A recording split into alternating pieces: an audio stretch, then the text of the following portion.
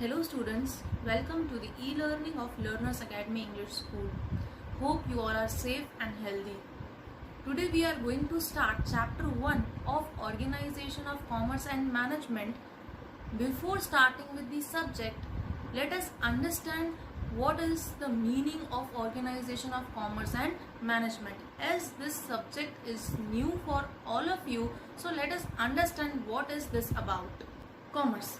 Generally commerce क्या बोलता है, कॉमर्स किसको रेफर करता है, तो commerce refers to the exchange of goods और सर्विसेज और something that values between business entities. अगर कुछ हम खरीद रहे हैं तो उसके सामने हम पैसे दे रहे हैं, तो हम एक्सचेंज करें, या तो गुड्स का आमने सामने एक्सचेंज करें या सर्विसेज का पैसे दे के कुछ सर्विस ले, पैसे दे के गुड्स ले, या तो गुड्स के बदले में गुड्स या सर्विस के बदले में सर्विस. तो दिस इज कॉमर्स. या हम ट्रेडिंग करें, दैट इज कॉमर्स. तो अगर हम किसी चीज के बदले में कोई चीज लेते हैं या कोई चीज देते हैं, दैट इज कॉमर्स. कि बिजनेस में उसकी कोई वैल्यू आ रही है. Now management. मैनेजमेंट यानी ऑर्गेनाइजेशन, जो पूरा हमारा कंपनी है, जो बिजनेस है, उसको प्रॉपरली मैनेज करना. It includes the activities of setting the strategy of an organisation and coordinating the efforts of its employees to accomplish its objective.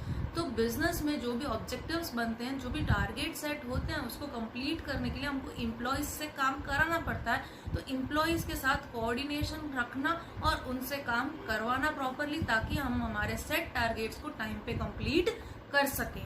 सो हमने कॉमर्स और मैनेजमेंट दोनों के बारे में जान लिया. स्टूडेंट्स, हम लोग बिजनेस के साथ डील कर रहे हैं. अभी हम बिजनेस के बारे में पढ़ने वाले हैं. तो बिजनेस क्या होता है, बिजनेस की जरूरत क्यों पड़ी, तो हम सबको पैसे की नीड है, राइट. हम सबको पैसा चाहिए, चाहे वो छोटा बच्चा हो, उसकी भी कुछ नीड्स होती है, उसके लिए उसको मनी चाहिए. तो अब हमें हमारी नीड्स को फुलफिल करने के लिए मनी की जरूरत होती है. या फिर हमारी नीड्स जो है वो क्या हमारे देश के पास ये सब कुछ है, क्या हमारा जोग्राफिकल कंडीशन ऐसा है कि हमारे पास सब कुछ हमारी कंट्री में अवेलेबल है, हमको दूसरी कंट्री से कुछ नहीं मंगाना पड़ता. No, this is wrong, right. हमें दूसरी कंट्री से भी कुछ मंगाना पड़ता है जो हमारी कंट्री के पास अवेलेबल नहीं होता है. तो हमारी कंट्री क्या करती है, ट्रेड करती है. ठीक है, जोग्राफिकल कंडीशन से ना होने की वजह से हमारी नीड्स को फुलफिल करने के लिए हमें कुछ नीड्स जो हमारी कंट्री के पास नहीं है, उनको फुलफिल करने के लिए बाहर के देश के साथ ट्रेडिंग करना पड़ता है. तो हम क्या करते हैं, गुड्स मंगवाते हैं और रिटर्न में मनी पे करते हैं. वैसे ही हम इंटरनली करते हैं, ये हम लोग गुड्स को बाय करते हैं, मनी पे करते हैं, या फिर सर्विस को बाय करते हैं, मनी पे करते हैं, या फिर गुड्स के बदले में गुड्स. ठीक है, तो इस तरीके से हमारा ये सिस्टम चलता है और मनी मार्केट में रेगुलेट होता है. सो अभी हम इस चैप्टर 1 में पढ़ने वाले हैं nature, purpose and scope of business की. बिजनेस का नेचर कैसा होता है, बिजनेस का स्कोप, बिजनेस का पर्पस, इसके बारे में हम इस चैप्टर में डिटेल में पढ़ने वाले हैं. तो हम इसमें क्या क्या कवर करने वाले हैं आज के लेक्चर में, तो economic activity, non economic activity and difference between economic activity and non economic activity. So let us start and study this concept in detail. Students, हमने पहले ही जान लिया कि बिजनेस को अलाइव रखने के लिए सबसे ज्यादा इंपॉर्टेंट क्या है, ट्रेड. ठीक है, हम लोग गुड्स को एक्सचेंज करते हैं, सर्विस को एक्सचेंज करते हैं, हम लोग ट्रेड एंड कॉमर्स करते हैं. उसके वजह से ही बिजनेस अलाइव है. अगर बिजनेस है तो that is because of trade and commerce, जिसके बारे में मैंने अभी आपको समझा कि what is trade and what is commerce. So अभी इकोनॉमिक एक्टिविटी क्या होती है, तो इकोनॉमिक एक्टिविटी मतलब अगर कोई चीज हम खरीद रहे हैं, उसके अगेंस्ट में पैसे दे रहे हैं, दैट इज इकोनॉमिक एक्टिविटी. कि जिसमें money as a term use होता है इन एक्सचेंज ऑफ गुड्स और सर्विस, सामने मनी मिलता है, that is economic activity. And activity carried out with the objective of getting economic benefit. अगर कोई भी काम हमने इसीलिए किया है कि सामने हमको पैसे मिलने वाले हैं या हमको कोई इकोनॉमिक बेनिफिट मिलने वाला है, उसके लिए अगर हमने कोई एक्टिविटी की है, that activity is known as economic activity. कोई भी पर्सन अगर बिजनेस करता है तो किसी ने ये सोचा होगा कि ठीक है 2 महीने बाद बंद कर देंगे या फ्री में सेवा करेंगे. नहीं, बिजनेस स्टार्ट किया है मीन्स प्रॉफिट अर्न करने के लिए ही स्टार्ट किया है। अगर कुछ भी पे करना होगा तो वो बिजनेस में से ही पे करेगा, वो अपनी जेब में से पे नहीं करेगा पर्सन। तो इसीलिए बिजनेस किया जाता है with the aim of earning profit. तो economic activity means exchange of goods और services with the motive of earning profit. या फिर कोई भी बेनिफिशियरी के लिए हमने कोई एक्टिविटी की हो, that is monetary consideration and return की सामने से हमें पैसा भले आज मिल रहा है या आने वाले कल में वो पैसा, आज हमने किसी को गुड्स बेच दिए हैं लेकिन वो पैसा हमें कल मिलने वाला है, आने वाले समय में मिलने वाला है, पर मिलने वाला है ना, that is considered as economic activity so that he she can satisfy their needs। और लोग बिजनेस क्यों करते हैं? ताकि वो मनी अर्न कर सके, प्रॉफिट अर्न कर सके, जिससे वो अपनी नीड्स को फुलफिल कर सके। All economic activities are called productive activities. इसके लिए इकोनॉमिक एक्टिविटीज को प्रोडक्टिव एक्टिविटीज कहा जाता है।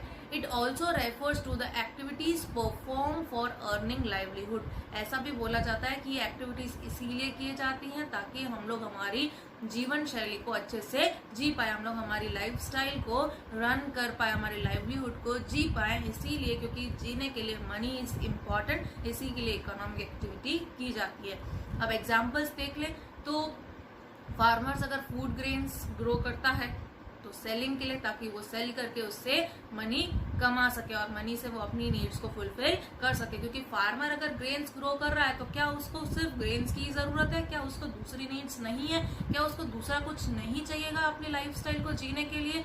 नहीं, उसको भी अपनी लाइवलीहुड प्रॉपरली जीने के लिए बहुत सारी नीड्स होती है। क्या आपकी नीड्स खत्म हो जाती है? बस एक ही नीड होती है, फुलफिल हो जाती है, खत्म हो जाती है? नहीं, है ना। आपकी एक नीड खत्म होती है तो दिमाग में चल रहा होता है दूसरा। अगर आपको पेरेंट्स ने अगर एक कोई भी चीज गिफ्ट लेके दी, आपकी बहुत मन की इच्छा थी, तो क्या अभी आपकी नीड खत्म हो गई? बस अब आपकी और कोई भी इच्छा नहीं होगी? नहीं, दूसरी चीज आपको चाहिए होगी। दिमाग में वो पहले से ही सेट होता है कि ये नीड फुलफिल होने के बाद आप इस चीज को लोगे, या ये खत्म हो जाने के बाद जब आप ये खरीद लोगे, इसके बाद नेक्स्ट टारगेट क्या होगा।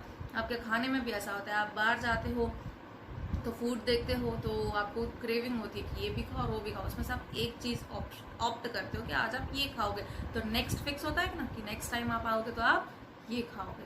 तो क्या होता है, हमारी नीड्स कभी भी खत्म नहीं हो जाती है, ये एक चेन है, ये कभी भी खत्म नहीं होती है। तो हमारी लाइवलीहुड को जीने के लिए हमको बहुत सारी चीजें चाहिए होती है, जिसमें मनी एज अ टर्म हम लोग यूज करते हैं। क्योंकि अगर हमने कोई भी चीज खुद, जैसे फार्मर ने ग्रेन ग्रो किया है तो वो ग्रेन ही उसकी नीड्स नहीं है, उसकी दूसरी भी नीड्स है, उसको मिल्क भी चाहिएगा, उसको घी भी चाहिएगा, तो वो कैसे खरीदेगा वो? तो उसके लिए उसको बिजनेस करना पड़ेगा, उसको एक्टिविटी, इकोनॉमिक एक्टिविटी उसके लिए करनी होगी ताकि उसके पास मनी आए और उससे वो दूसरे नीड्स को कंप्लीट कर सके। कारपेंटर जैसे वो मैन्युफैक्चरिंग का काम करेगा फर्नीचर, तो क्या फर्नीचर ही उसकी नीड है? वो सिर्फ फर्नीचर को यूज करेगा? नहीं, उसको ग्रेन्स चाहिए, उसको खाना खाना है, उसको खाने की भी नीड है, राइट। तो इसके लिए उसको इकोनॉमिक एक्टिविटी करनी होगी। शॉपकीपर सेलिंग गुड्स, तो शॉपकीपर जो गुड्स बेच रहा है तो क्या उसी गुड्स से वो अपनी नीड सेटिस्फाई करेगा? तो वो गुड्स बेच रहा है तो उसके अगेंस्ट में पैसे आ रहे हैं जिससे वो दूसरी चीज खरीद रहा है। सो एक्सचेंज ऑफ गुड्स और services with the aim of earning monetary return or earning beneficiary return, that is known as economic activity. I hope that the concept of economic activity is clear. Now let us learn about what is non-economic activity. तो non economic activity students, अभी तक हम लोग यही जान रहे थे कि हमारे नीड्स को फुलफिल करने के लिए हमें मनी चाहिए। अगर फार्मर फूड ग्रेन ग्रो करता है तो फार्मर को मनी चाहिए अपनी दूसरी नीड्स को फुलफिल करने के लिए। अगर कारपेंटर फर्नीचर बनाता है तो उसको मनी चाहिए अपनी दूसरी नीड्स को फुलफिल करने के लिए। तो उसके लिए उसको इकोनॉमिक एक्टिविटी करनी पड़ती है, मतलब उसको अपना फर्नीचर बेचना पड़ता है ताकि उसके पास मनी आए, उसको अपने फूड ग्रेन्स बेचने पड़ते हैं ताकि उसके पास मनी आए, तो वो इकोनॉमिक एक्टिविटी करता है। बट उसके अलावा भी सोसाइटी में ऐसी सारी चीज़ें हैं जो हमारे नीड्स को सेटिस्फाई करते हैं, जो हमें सेटिस्फेक्शन देते हैं, that is non economic activity also. कई बार हम लोग ऐसे भी एक्टिविटीज करते हैं जिसका ऑब्जेक्टिव प्रॉफिट कमाना नहीं होता है, उसका ऑब्जेक्टिव होता है सोसाइटी को कुछ देना, सोशल वेलफेयर करना। तो कई बार हम लोग एक्टिविटीज करते हैं जिसका मॉनेटरी कंसिडरेशन नहीं होता, मतलब उसके बदले में हम कोई इच्छा नहीं रखते हैं, कुछ मॉनिटरी रिटर्न की हम इच्छा नहीं रखते हैं, ऐसी एक्टिविटी को नॉन इकोनॉमिक एक्टिविटी कहते हैं. So activities performed without the objective of monetary consideration or economic gains is known as non-economic activity. The motivation factor for these are service to country, service to society, other welfare services, etc. तो हम हमारी country को कोई सेवा दे रहे हों तो उसके बदले में क्या हम लोग पैसा चाहेंगे? नहीं, तो उसके बदले में हम लोग पैसा अर्न नहीं करते, तो that is non economic activity. जैसे कि हमने कोविड-19 के टाइम पे देखा, बहुत लोगों ने वॉलंटरी सर्विसेज दी है हमारी कंट्री को, जैसे कि पीएम फंड्स में पैसे देकर, लोगों तक फूड ग्रेन्स पहुंचाकर. तो बहुत सारे लोगों ने ऐसे वॉलंटरी सर्विस किए जिसका मेन मोटिव प्रॉफिट कमाना नहीं था या फिर मॉनिटरी रिटर्न्स मिलना इस पर्पस नहीं था, इसका ऑब्जेक्टिव मॉनिटरी रिटर्न्स नहीं था. तो ये क्या है? Non economic activity. तो सोशल वेलफेयर करना, that is non economic activity. Emerges out of love, care, kindness, affection etcetera. किसी को हम काइंडनेस दिखाने के लिए अगर हम काम करते हैं, किसी को हम केयर करते हैं, किसी के लिए, इसके लिए, उसके लिए कोई काम करते हैं जिसके लिए हम प्रॉफिट नहीं देखते, ठीक है ना. आप फ्रेंड्स में भी अगर आप बिजनेस स्टार्ट करोगे तो कभी आपका कोई फ्रेंड आएगा तो आप उसको डिस्काउंट दोगे, आपका कोई रिलेटिव आएगा तो आप उसको डिस्काउंट दोगे, राइट. या फिर आपको लेने जाते हो तो आपको डिस्काउंट मिलता भी है, राइट.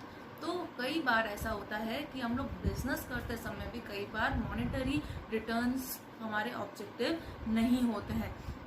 सो हम कभी कभी लव, केयर, काइंडनेस और अफेक्शन के लिए भी हम लोग कोई एक्टिविटीज करते हैं जिसका हमारे लिए मॉनिटरी रिटर्न कमाना पर्पस नहीं होता. So for example, social service by social worker. अगर कोई जैसे एनजीओ है तो वो समाज सेवा का कोई काम कर रहा है तो उसके बदले में मॉनिटरी रिटर्न कंसिडर नहीं करता. Food preparation by mother. आपकी मम्मी घर पे खाना बनाते हैं तो उसके लिए वो मनी नहीं आपसे मांगते, ठीक है, कि पैसे दो तो ही खाना मिलेगा, ऐसा नहीं होता. वो आपसे लव करते हैं, आपसे प्यार करते हैं, इसके लिए वो आपको हेल्दी खाना खिलाते हैं, आपके लिए रोज आपके मन पसंद का खाना बनाते हैं. तो this is non economic activity. Voluntary working in relief camp. अगर कहीं पे अर्थक्वेक, फ्लड्स वगैरह आ जाते हैं तो कई वॉलंटरी लोग उनको जाके सेवा देते हैं, फूड पहुंचाते हैं उन तक, या जाके उनको रिलीफ कैंप्स लगाते हैं, जैसे उनको बचाने का काम करना. तो ऐसा सारे काम वो वॉलंटरीली करते हैं जिसके बदले में कोई पैसे नहीं मिलते. So these all activities are non economic activities. So students, अभी हमने इकोनॉमिक एक्टिविटी और नॉन इकोनॉमिक एक्टिविटी के कॉन्सेप्ट को समझा. सो इसको छोटे से एक एग्जांपल के साथ हम लोग रिकैप कर लेते हैं क्विकली, ताकि हम लोग आगे इसके डिफरेंस के बारे में समझ सकें. सो इकोनॉमिक एक्टिविटी, अगर कोई टीचर अपने स्टूडेंट्स को पढ़ाती है तो उसके बदले में उसको सामने से क्या मिलता है? मॉनिटरी रिटर्न, उसको फीस मिलता है, that is known as economic activity. अगर जो फार्मर है, अगर वो फूड ग्रेन्स ग्रो करता है तो उसको सेल करता है, उसके सामने उसको मनी मिलता है, मॉनिटरी रिटर्न मिलता है, दैट इज इकोनॉमिक एक्टिविटी. अगर कोई डॉक्टर है वो पेशेंट्स को ट्रीट करता है तो उसको सामने से फीस मिलती है, दैट इज इकोनॉमिक एक्टिविटी.